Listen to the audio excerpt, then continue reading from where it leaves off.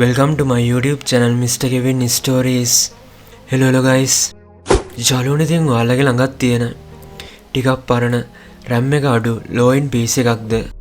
එහෙම නැත්නම් PC එක ගොඩක් slow වෙලාද තියෙන්නේ? අද මම ගෙනාවේ ඒකට සුපිරි solution එකක්. දැන් ගොඩක් අය අතර ලොකු hype එකක් තියෙන Windows 17 ගැන. හැබැයි මතක තියාගන්න මේක Microsoft එකෙන් දාපු official OS එකක් නම් නෙමෙයි. මේකේ ගොඩක් features අඩු කරලා RAM usage එක 1GB වගේ පොඩි ප්‍රමාණයක් use වෙන විදිහට අඩු කරලා හදපු lightweight modify OS එකක්.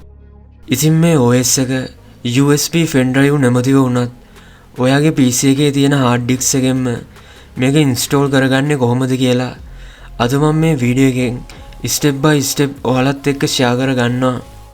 ඉතින් ඒ නිසා මේ වීඩියෝ එක skip නොකර අන්තිම වෙනකම් බලන්න. එහෙනම් අපි වැඩි කතා නොකර වීඩියෝ එකට යමු.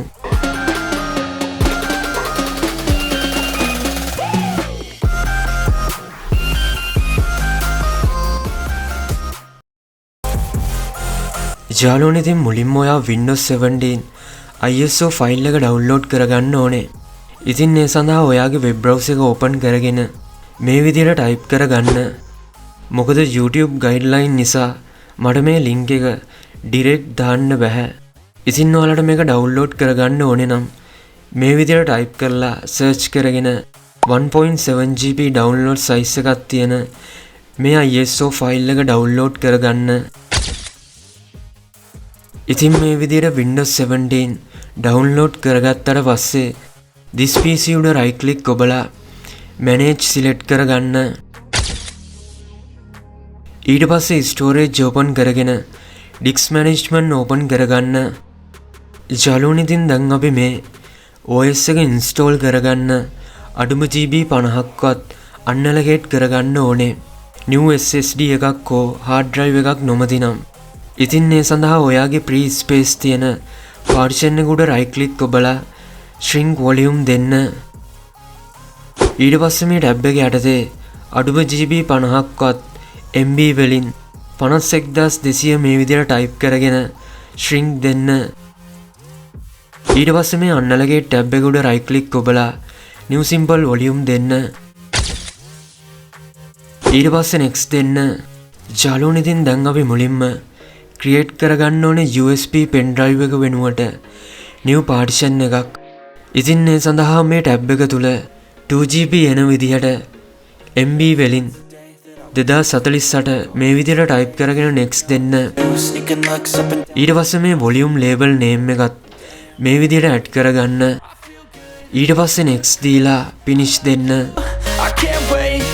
ඉතින් මේ විදිහට 2GB new partition එකක් create කරගත්තට පස්සේ අපි දැන් create කරගන්න ඕනේ Windows 17 install කරගන්න new partition එකක්. ඉතින් මේ සඳහා නැවතත් මේ unallocate tab එක උඩ right click ඔබලා new simple volume දෙන්න. ඊට පස්සේ next දෙන්න. ඊට පස්සේ volume label name එකත් මේ විදිහට add කරගෙන next දෙන්න. ඊට පස්සේ finish දෙන්න. ඉතින් මේ විදිහට new partition දෙකම create කරගත්තට පස්සේ ISO ෆයිල් එක download කරපු location path එක open කරගන්න. ඊට පස්සේ මේ image ෆයිල් එක උඩ right click ඔබලා mount දෙන්න. ඊට පස්සේ මේ image ෆයිල් තුල තිබෙන මේ files ටික සම්පූර්ණයෙන්ම copy කරගෙන අපි create කරපු 2GB partition එකට මේ file space කරගන්න.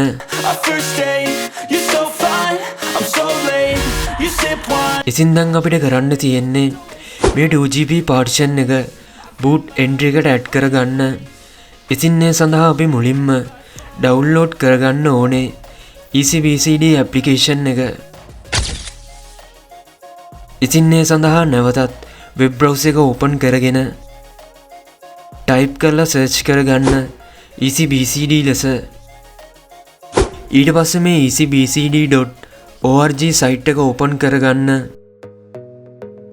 ඊට පස්සේ මෙතන මේ තියෙන download now දෙන්න. ඊට පස්සේ scroll down කරගෙන මේ download දීලා මේ application එක download කරගන්න. ඊට පස්සේ මේ ඇප්ලිකේෂන් එක ඩවුන්ලෝඩ් කරපු ලොකේෂන් පාත් එක ඕපන් කරගන්න. ඊට පස්සේ මේ EasyBCD ඇප්ලිකේෂන් එක ඕපන් කරගෙන ස්ටෙප් බයි ස්ටෙප් ඉන්ස්ටෝල් කරගන්න. ඊට පස්සේ ෆිනිෂ් දීලා මේ ඇප්ලිකේෂන් එක ඕපන් කරගන්න. ඊට පස්සේ ගෝ දීලා ඕකේ දෙන්න. ඉතින් අපිට දැන් මේ වගේ ඉන්ටර්ෆේස් එකක් බලා ගන්න පුළුවන්.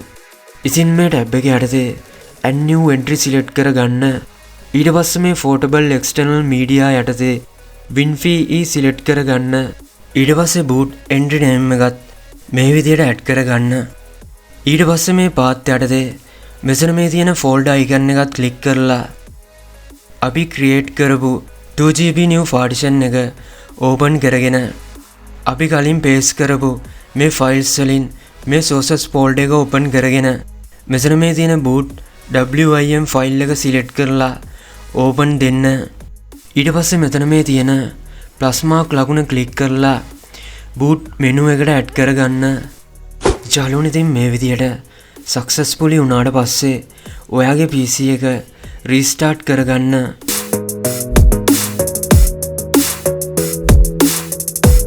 ඊට පස්සේ මේ choose an operating system යටතේ ඔයාගේ Windows 17 select කරගන්න.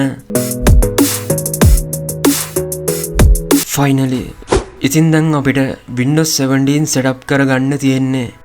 ඉතින් ඒ සඳහා language එකත් select කරගෙන next දෙන්න.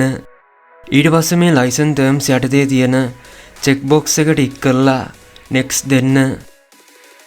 ඊට පස්සේ අපි Windows 17 install කරන්න create කරපු new partition එක select කරගෙන next දෙන්න. දැන් අපිට බලා ගන්න පුළුවන් මේ විදියට පහසුවෙන්ම Windows 17 install වෙනවා. ඉතින් මේ විදියට install වුණාට පස්සේ මේ restart now දෙන්න. ඊට පස්සේ මේ operating system යටතේ මේ උඩම තියෙන Windows 10 select කරගන්න.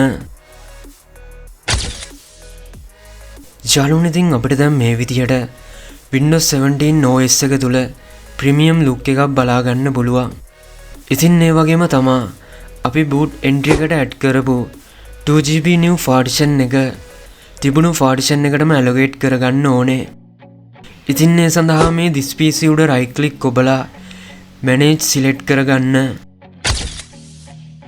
ඊට පස්සේ මේ storage open කරගෙන disk management open කරගන්න.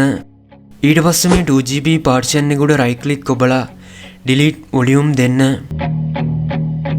ඉතින් මේ 2GB partition එක unallocate වුණාට පස්සේ තිබුණු partition එක උඩ right click ඔබලා extend volume දෙන්න.